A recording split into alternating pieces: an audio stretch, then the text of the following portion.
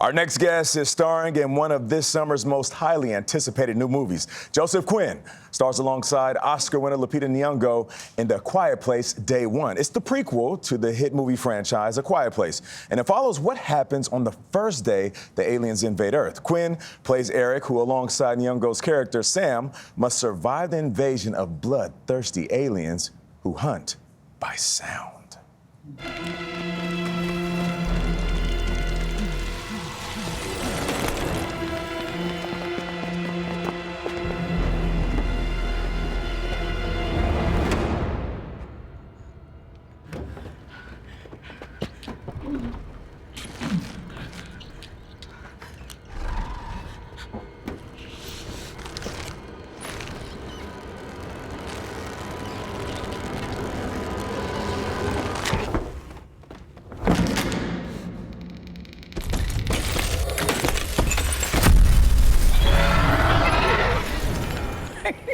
Joseph Quinn joins us first, and we like when we say that, on CBS Mornings. What's up, Joseph? How you doing? Good morning. All right, Joseph Quinn. Thank you for joining us. Now, you are no stranger to action, given your roles in Stranger Things, Game of Thrones, but you say this is dialed up to an 11. How is this different than your previous roles? Yes, these monsters won't leave me alone. Yes. There I go. It's very much its own film, this one.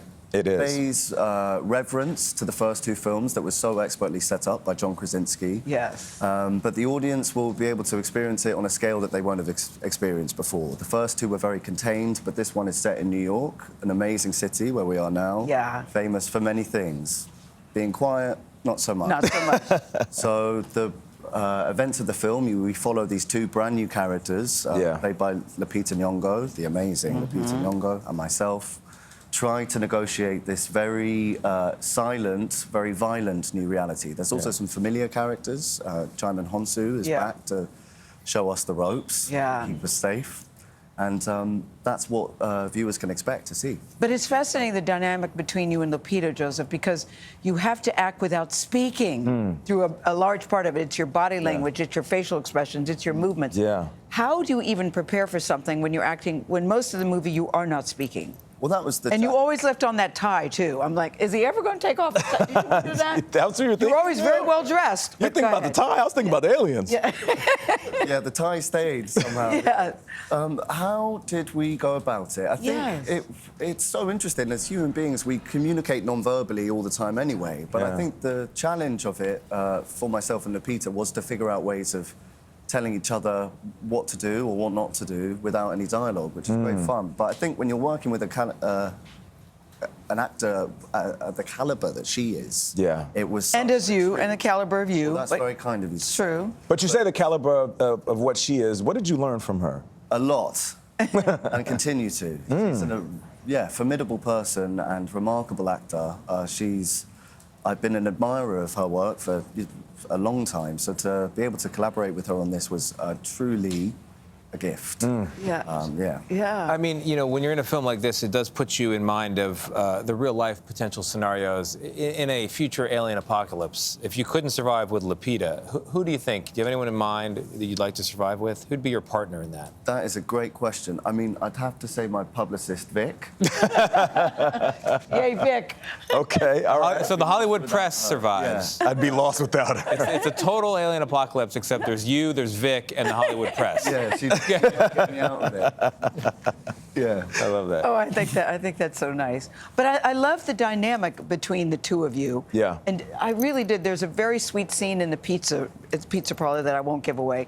But how did you get this? We know you from Stranger Things, Game of Thrones. Did you reach out to them? Did they reach out to you? And how do you audition?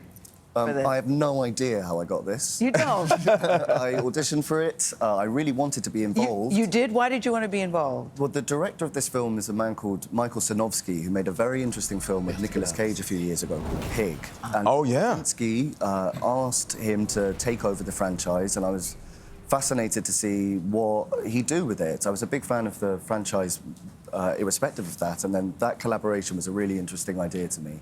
And then the fact that Lupita was involved It was a no-brainer. I really wanted to put my. Did you have a reading? Were you on Zoom? How did it work? Yes, yeah. I met for it and did the whole audition thing for it. Which is, And now you're busier than ever. Yes. But in your line of work, busy It's is good to good. meet Joseph Quinn right You know, now. Fantastic Four, Yep. Gladiator.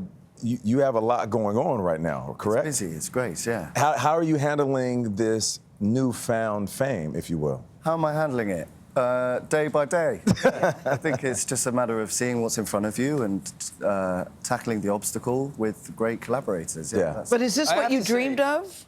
Is you it know, what I'm? Is what you dreamed of? What Nate just said, Gladiator, Fantastic Four, rumors about James Bond. I mean, is this what you dreamed of? Yes, the rumours. Yeah. It's extraordinary. I'm in a very interesting spot right now, and I'm really enjoying it, and I'm very grateful for it. You do have a certain air of refined Yes. menace that I think is Yes. Bondian. Refined menace. Yeah. Find menace. Yeah. Ooh, I like that. That's a compliment, I think. Out there. Don't worry.